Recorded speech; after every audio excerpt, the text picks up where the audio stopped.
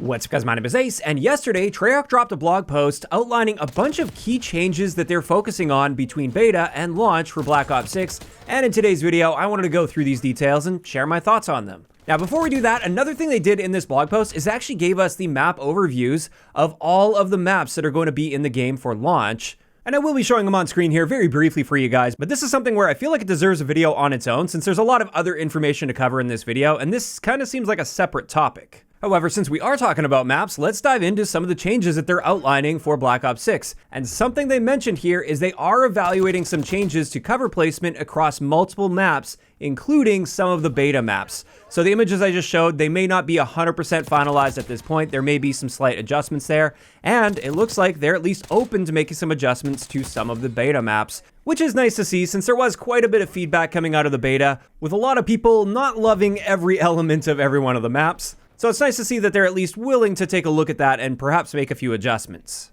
As for the next section in this blog post that they didn't really go into any specifics with, this is spawns. They basically just wanted to reiterate this is something they collected a ton of data on, and it's allowing them to make changes, not just to the maps that were in the beta, but across their spawn logic in general for the maps that are going to be coming. And they were essentially just reiterating here that this is a big commitment of theirs for launch and beyond. They will continue working on spawns.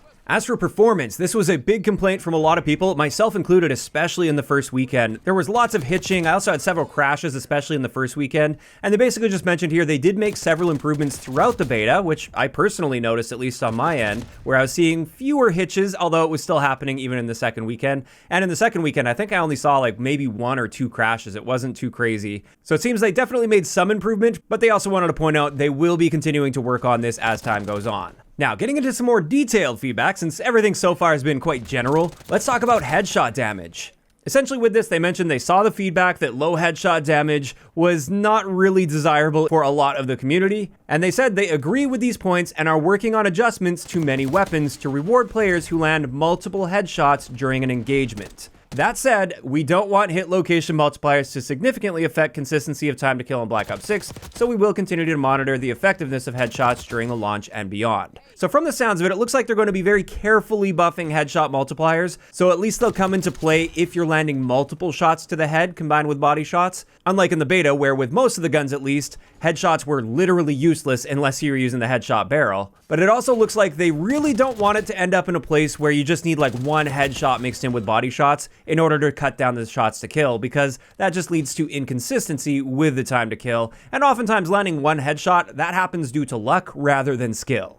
So that's great to see them address that feedback, and I'm curious to see how they end up landing on things when it comes to that headshot damage multiplier. Next, let's talk about bullet penetration a little bit. This is something they mentioned they will be making some improvements with as well, just so that it makes more sense. There were several surfaces in the beta where it felt like it should be blocking your bullet damage more than it was. Like really thick walls would feel like paper, but then in other cases, really thin looking walls where it seems like you should be able to punch through them really easily, they were actually blocking more bullet damage than you'd anticipate. So they're just going to be refining this a little bit, and one key area they mentioned here is the radar dish on Scud. It sounds like they're going to make that easier to penetrate so you can pick off the people that are camping up there. Now on top of that, when it comes to weapon updates, they mentioned they're going to be improving fluidity of sniper ADS, and I know that was a fairly big complaint among many of the snipers out there. They're also improving the fluidity when swapping weapons during a sprint and tactical sprint animation. There's going to be a reduction of weapon motion during crouch animations, and they're going to be slightly buffing shotguns and making targeted adjustments across all weapons to keep SMGs from overperforming relative to other classes.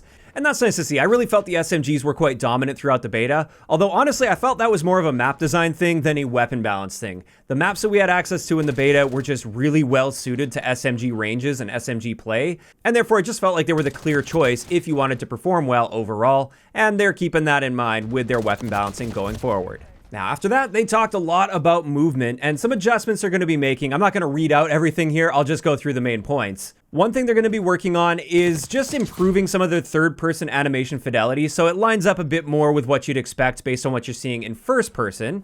Next, they mentioned during the second week of the beta, they increased the time before you could enter supine prone during a slide. So if you tried to slide to prone, there was a pretty big delay for the second weekend. And what they've decided on is a middle ground between week 1 and week 2 when it comes to that delay. Additionally, they're going to be reducing the minimum time to slide after sprinting, which was something a lot of people were having an issue with, where it felt like you had to sprint for a little while before you could initiate a slide, and this would often lead to a feeling of dead slides, where you end up just crouching instead of sliding, when you would think that you're going to be sliding because you were in a sprint. And then on top of that, there's going to be a slight reduction to the maximum slide duration, which honestly, as long as they don't take this too far, I can definitely get behind that. I will admit, in the Black Ops 6 beta, you could really slide for a long time, and I took advantage of that quite often. Now, finally, in this movement section, they just talked about their intelligent movement settings a bit, and they're going to be making some improvements to the mantle assist setting to allow for further tuning of directional mantles. And then after that, they just went over a bunch of miscellaneous items here, and one of those is the winner's circle. For the launch of the game, they're going to be shortening the overall duration of the winner's circle. They're also going to be only allowing you to activate one emote, instead of spamming that emote over and over again. And that's actually some feedback I provided, and I was surprised to see a lot of pushback against that. I know a lot of you guys were kind of mad that I had that feedback, but I just found primarily the audio to be really annoying when people were spamming emotes, and it was just like over and over and over again, the same sounds. And I only imagine that getting worse as more emotes get added with more obnoxious sounds. So I'm personally happy to see this, but I know some of you guys won't be particularly happy. But then they also mentioned they simplified the emote menu to make it easier to activate emotes both in the winner's circle as well as in-game. And then they just mentioned improvements to fidelity and lighting when in the winner's circle. As for the next thing that I'm probably most excited about with this blog post, the kill counter is going to be coming to the game for launch. I'm so happy to see this. Every time you get a kill when you're on a streak, it's going to tell you what your streak is at the bottom of the screen, just like we see in Modern Warfare 3. I personally love that feature, and I'm so happy to see them bringing it back. Then when it comes to their camera motion, they just mentioned they're going to be reducing overall camera motion on sprint, tac sprint, and slide, and I'm happy to see that. I know for many people, the Omni movement was a bit too much, and even just watching somebody's gameplay on YouTube would give them motion sickness, so hopefully this will help with that a little bit. Then for the kill order game mode, they're making some key adjustments here. The first thing is they increase the score that you earn if you get a kill as an HVT. Previously, you would earn 2 points towards your team's score if you were the HVT and you got a kill. Now you're going to be earning 3, and they've also reduced the HVT survival score to 20. I don't know what the previous value was there, but I believe what they're trying to encourage here is the HVT player actually getting out there and trying to actively get kills and earn kills for their team because they're rewarding that much more heavily. And I think that's great because many of the kill order games that I played, it seemed much more likely that the HVT player would just like camp in their spawn in a corner. And while I think it's fine that that's like a viable method to play it because it is important to keep your HVT player alive, at the same time, I think there should be decent reward if you want to get out there and try to get a bunch of kills as the HVT player. Now, on top of that, for the mode, they're increasing the score limit up to 150. They also made it so when you kill the HVT player, they will no longer drop their pistol on the ground when they die. They'll drop their primary weapon, I believe. And then finally, they just mentioned improved notification when a player is selected as the HVT. So that's it for game modes. Now let's get into the field upgrades, and they're nerfing Sleeper Agent a bit. What they're doing here is it looks like they're removing the time added every time you earn an elimination when your Sleeper Agent is active. In the beta, every time you got a kill as a Sleeper Agent, it would add 3 seconds onto your 30-second timer, and therefore, as long as you were chaining kills together at a reasonable rate, you could keep that Sleeper Agent active for a very long time. And now it looks like at launch, it's just going to be a flat 30-second duration, which honestly is still a very long time in Call of Duty terms. Then when it comes to equipment, the stim shot is going to be changed so it'll have a cooldown just like we saw in Black Ops Cold War. So instead of just spawning in with your stim shots and once you use them, they're gone, it will be on a cooldown timer, so it will automatically replenish itself without having to use any perks. Although if you do use the Quartermaster perk, it will decrease the cooldown time of your stim shot regeneration. And then on top of that, they just resolved an issue with the combat axe where it wasn't dealing lethal damage within the first several seconds of a round. That wasn't intended. They do want the combat axe to be lethal from the moment the match starts, so you could potentially get that crazy cross-map kill right off spawn.